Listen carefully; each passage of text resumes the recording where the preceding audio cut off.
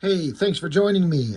Usually when I look at a specific title, specific comic run, I try to go in like chronological order of the issues that I have, starting with the oldest and just work through them in correct chronological order. Such has not been the case with Wolverine. I've kind of just been jumping all over the place, mostly because most of the issues that I have with Wolverine are drawn by Silvestri in that like magical golden era when he was just doing like in a way what some people consider to be the best work he's ever done, and that's a debatable take. I understand, but for me, there's an argument to be made.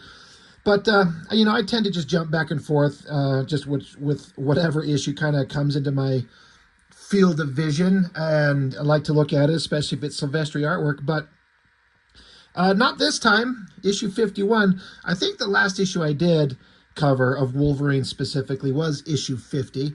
That was that big issue. Silvestri drew the whole thing. It had that die cut cover where it's like the cover had like the claw marks in it, which I actually thought was pretty clever. I think that's a pretty interesting kind of a cover gimmick that for Wolverine specifically works really well. And I think that was the issue where Wolverine decided to go back to his yellow costume and ditch the brown and tan. I'm trying to remember. All I do know is that once that happened, I felt like it was kind of a step backwards in a way for the character to go back to his yellow costume, because I know it's the original, but to me the yellow costume at the time, and honestly still today, feels like a younger, more brash, wild version of Wolverine. And when he kind of changed into the brown and tan costume, it felt like Wolverine as a character kind of matured and leveled up in a way. And, that happened in an issue of Uncanny X-Men. And if I understand correctly, that was John Byrne's doing, because he didn't think that this yellow outfit looked good on Wolverine, and he wanted a color tone that fit a character who's supposed to be like an animalistic character that can sneak through the forest. And you're not going to be like camouflaged in bright yellow. And I kind of agree with them. But the crazy thing is that Wolverine is stuck in this yellow costume basically ever since. And this is 1992. So it's just funny how in my mind, it's still one of those things that just bugs me, and I wish that they'd undo it. And it's been this way for like 3 decades plus, just for goddamn ever, So, it is what it is. Wolverine's just mostly identified with the yellow costume, but there is a certain group of people from a certain era that are like the brown and tan. That is definitive Wolverine. Anyway, that aside, in Wolverine 51, there was some kind of stuff that happened with him, revealing of his past, his memory blocks and that type of stuff, that he kind of has reverted to not reverted, but he's kind of become a little bit more of a violent, aggressive, he doesn't have the kind of the maturity, I guess is the best way to put it. How I was saying when he put on the brown and tan costume, but it felt like he kind of matured and grew and felt like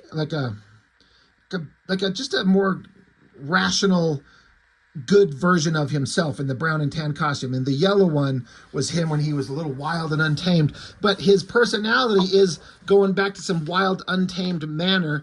And so that's why they put the costume on him. I'm not a fan. I am also not a fan of this cover exactly. Andy Kubert, I've been reviewing the regular X-Men title, and Andy Kubert took over that book as the regular artist. We've been going through that.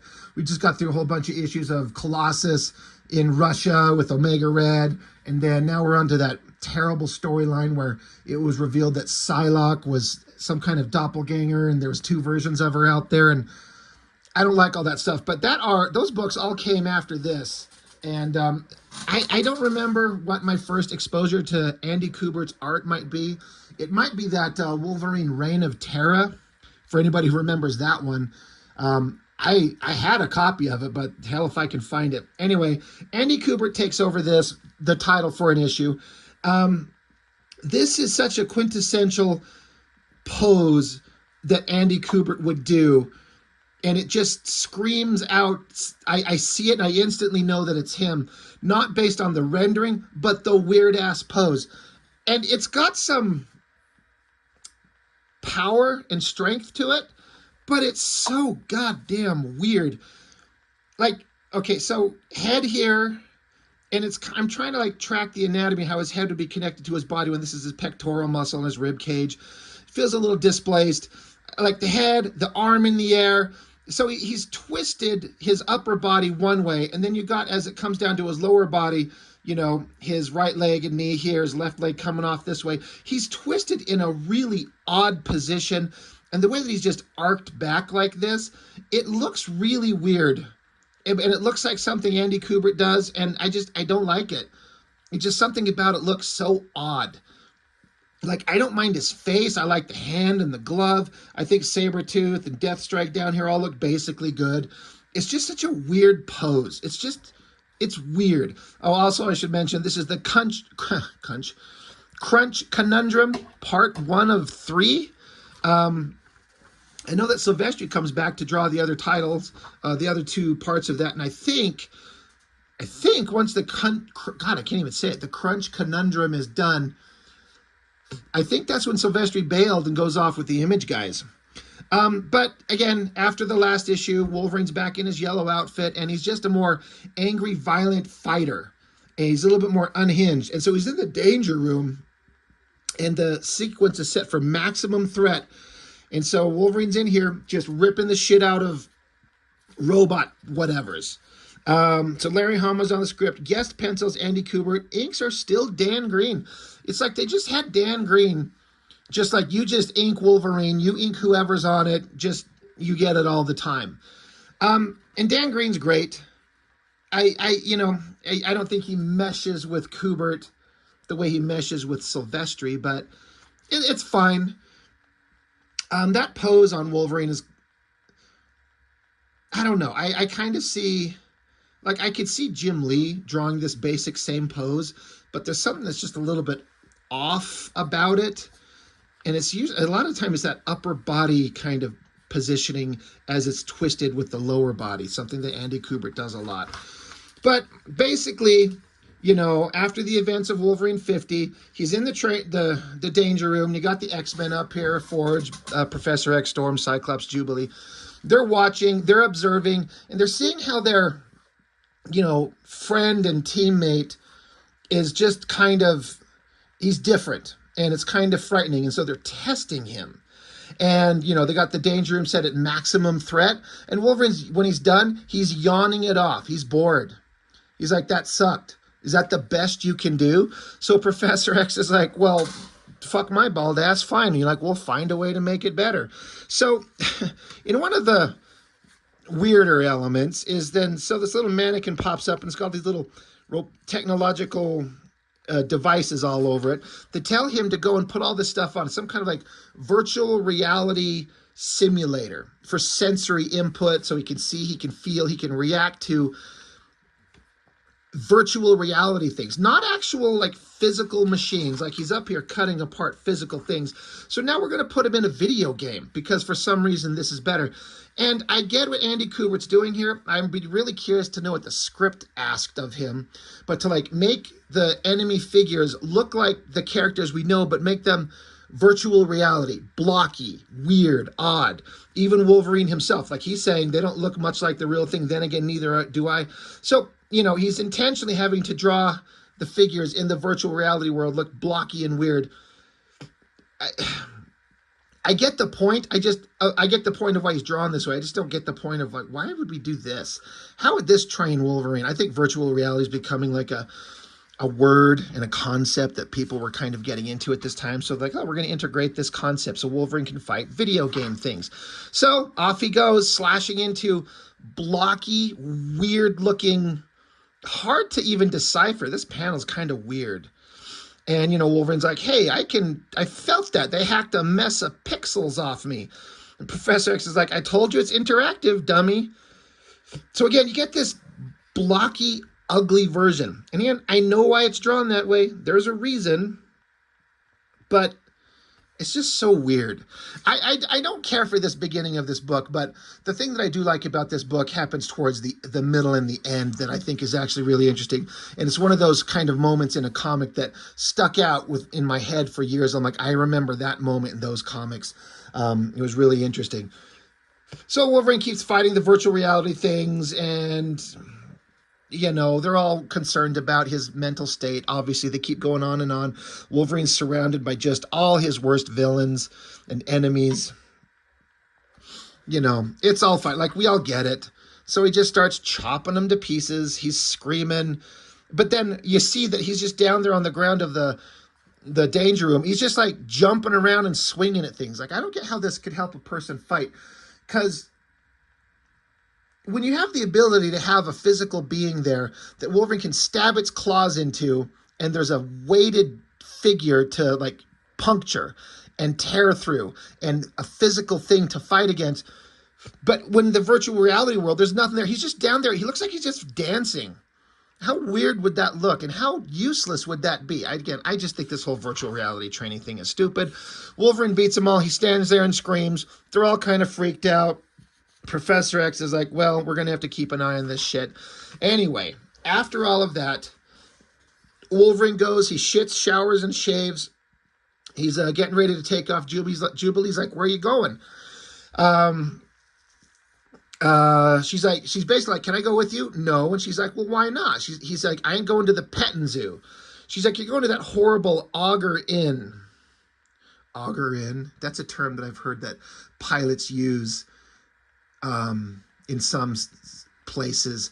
They don't want to hear the term like so-and-so crashed. They use the words that they augured in. It's just a way of kind of like saying it without saying it, like saying he crashed, he died, they augured in. I wonder if that's what that's supposed to mean, the auger in. That's actually funny. I never pieced that together until right now. Anyway, she says, what do you like about that sleazy dive? And Wolverine says, the pretzels ain't soggy, the pool table is level, and the jukebox is cranked to 10. Besides, what's it to you? So he starts his bike, takes off, and she's like, nothing. It ain't nothing to me. So, she's just looking out for him. She doesn't know how to be kind of tender to him. Neither does Wolverine know how to be reciprocal to someone being tender, but she cares about him more than she can say. And, but Wolverine ain't hearing it. So anyway, at the Auger Inn, bikes are outside. Wolverine's playing pool, and there's some hot blonde girl hanging out in this dress. She's flirting with him big time. Now, for those of you who, I'm going to spoil it, if you don't know, this is Mystique. We don't know that yet. That the surprise comes a little bit later on. But I only mention this because I'm just looking at the blonde girl in the kind of the dress, and for some reason I'm like, I wonder if there was any part of that scene in the second X-Men movie when Mystique was trying to get information out of that guard that was watching Magneto in his plastic prison. And so they had Rebecca Romaine just be her normal blonde self in a bar. I think it was a blue dress. So I don't know. I kind of like, is this what that's supposed to be? Or is it just pure fucking happenstance? I mean, if Mystique is going to disguise herself, she could be a blonde-haired white girl, which is exactly what Rebecca Romaine is, is probably just coincidence. But I couldn't help but think, like, I wonder if this kind of inspired that. Probably not. But Wolverine's flirting with her. She asked if, are you going to buy me a drink? And so the Wolverine says, name your poison.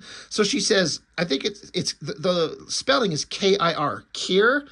I have never heard of that as a drink when I was this age as a young teenager, and even now as an old man who's drank some, never heard of Kier. So the guy's like, ain't got no Kier. So Wolverine says, just shake some grenadine into a white wine for the lady. So I'm like, all right, well, I guess we learned something today.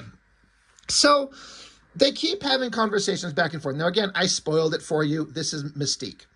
But they're talking, and, they're having this kind of idle chit-chat. She says, this is a eclectic selection. She says, what do Patsy Cline, Buddy Holly, Otis Redding, and Stevie Ray Vaughan have in common? And Wolverine says, if all of them had waited for the bus, they would have got to where they were going. So I'm like, oh, God, did they all die in was it a airplane crash, all of them? Anyway, So they keep talking, they keep flirting, they're dancing, and she's just resting her head on his chest. Wolverine's a short guy, and this girl, if she's shorter than Wolverine, then she's a very short girl. This is like a 5 foot tall girl. She's practically a hobbit. Um, let's see. She says, "How would you like to come see some really awful black velvet paintings of bullfighters?" He's like, "What? No etchings?" She's like, "Just bullfighters. That's all they have on the wall in my motel room." So she's like, "You want to take me back to my hotel and fuck me?" And again, we know later that this is Mystique, but she's gonna go bang some Wolverine. But for right now, it's just some hot blonde girl he met at a bar. So back to Jubilee. She's pissed off. She can't sleep. So she wants to get out. So she's like, she wants some air wind in her face. So, gets dressed and she takes off on her rollerblades. And she's like, maybe I just happened to go find where Wolverine was at. And then she kind of tracks him down and finds his motorcycle at this motel. And she's like, why the hell would Wolverine be here? Maybe he just wanted to be alone, right? And that's fair. She's like, I should just skate home, and I shouldn't be snooping, but what if he's in trouble? And she's like, well, he could be, so she's just looking out for him. So she skates down the hotel. You see a soda machine, and out comes a silhouette of a hot girl, and the voice from inside the room says, better change into something decent if you're stepping out for a Coke, darling. So Jubilee ducks, and then the other voice says, is this decent enough for you?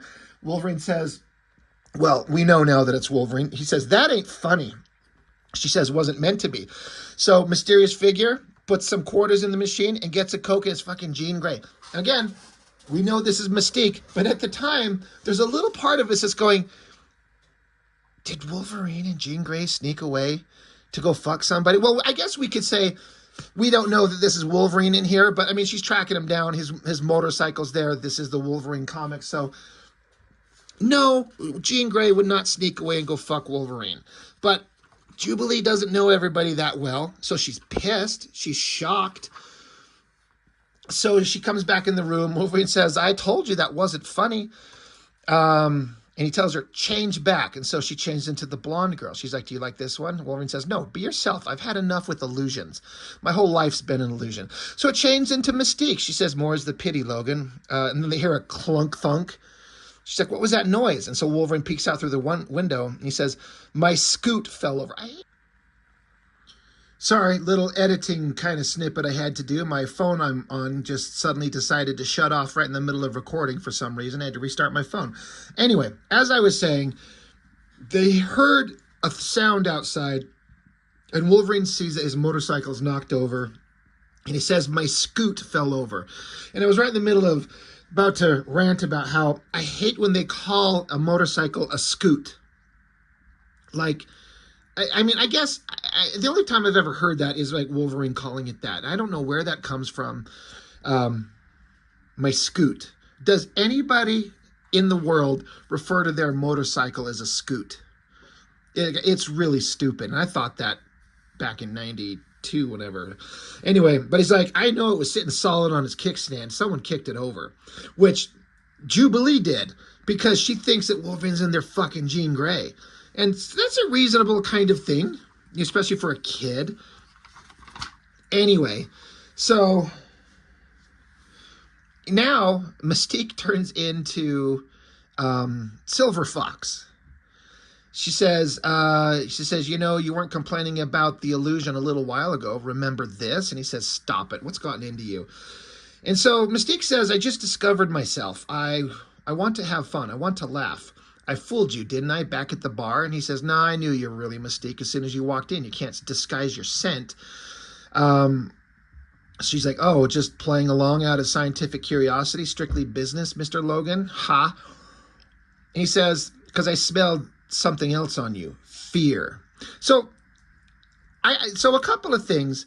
I have no idea what was going on with the Mystique in the comics at this time and why she suddenly had this weird change of heart. I know that she's been like one of the biggest enemies of the X-Men forever. But I don't know what the storyline was going on and where it was going on, where she had some kind of like she's saying, I just discovered myself. Something happened to the character to have a drastic change in her personality and her, I don't know. Can somebody tell me what it was that was going on with her that made her not be such a horrific evil villain, at least at this point? And I can see Wolverine. He's like one of the guys where it just makes sense to me. He's like, we may have been enemies. I know that you're a villain, but you want to get together and you want to just kind of live a normal life, have a beer, play some pool, and suck my little Wolverine. That's the guy who would do that. If you're going to play nice, I can play nice. And I mean, let's be real, Mystique, she can literally turn into anybody. Like Yahoo. Like, come on. Like, they even kind of joked about that in the X-Men movie where she's like, I can be anybody. I'm like, oh my God, are you in the mood for a redhead tonight? Or, that weird homeless guy down the road. What do you want? What do you want to do? Anyway, good times with Mystique. But what was going on with her character? Like, why is there this change? I also know that eventually over in Uncanny X-Men, Will Spertasio was drawing it, and I know that there were some storylines going on where Mystique was kind of having a mental break. Forge, he decided to give up a relationship with Storm, a potential relationship with Storm, to take care of Mystique, who is losing her mind. Again, I have no idea what's going on, so I would appreciate anybody who can fill me in. But the story continues. Wolverine says, I always had you pegged as a cool cucumber. What's got you sweating bullets and pulling a stunt like this? She says, I don't even want to say her name out loud. She'll know. She's gone off the deep end. She was never really sane to begin with. But now? So Wolverine says, so we got a mystery guest or what? She bigger than a bread box? Who are we talking about here? She bigger than a bread box? What the fuck is that? What kind of phrase is that? So weird. So then I flipped the page and I was like, oh my God, it's Albert and Elsie-Dee. Now, I was just watching my friend Blood Force Mitch. He was reviewing an issue of Wolverine recently. I think it was 46, maybe 47, 48, something like that. And he was going through that issue, and Albert and Elsie-Dee, these characters were still in that book at that point, and I commented, I was saying, like, I can't believe that these characters' storyline has gone on this long. I was saying how I read the issues where they were kind of initially there, and I do remember it relatively clearly how, Cameron Hodge created this little robot android to be cute and innocent to fool Wolverine. She was packed with explosives so she could blow up and kill Wolverine. And then this is just a robotic duplicate of Wolverine. And I remember kind of the build up to that and what I thought was the kind of end of their story. But for God's sakes, we're on issue 51 and it's still going. And I just I remember liking the Elsie-Dee storyline, but in retrospect, holy shit, is her way of speaking obnoxious. Because she speaks with this childlike lisp, she says, thank you, Albert. Albert duplicated the electronics that Mr. Pierce designed from a blueprint in my memory. It's so fucking obnoxious. It gets old so fast. I just can't believe that this storyline keeps going on, and they're still here. I'm actually curious, whatever happened to these characters? There's probably still a storyline with them going on 3 decades later. They're running to the big white werewolf. I think this is supposed to be the Hunter in the Darkness. I think. Doesn't matter.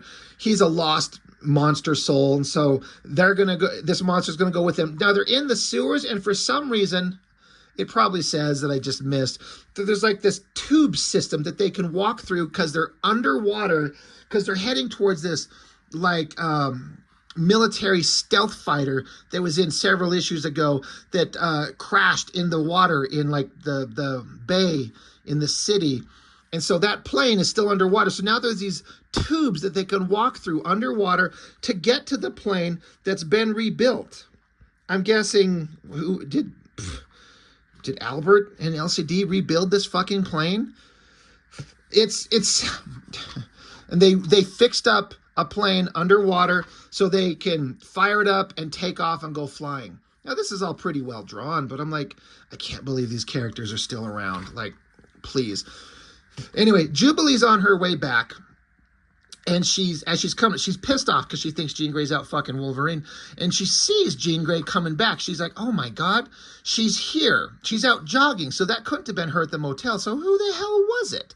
She hugs Jean Grey. She's just so glad that she's not out there fucking Wolverine. Meanwhile, Wolverine's sitting there talking with Mystique.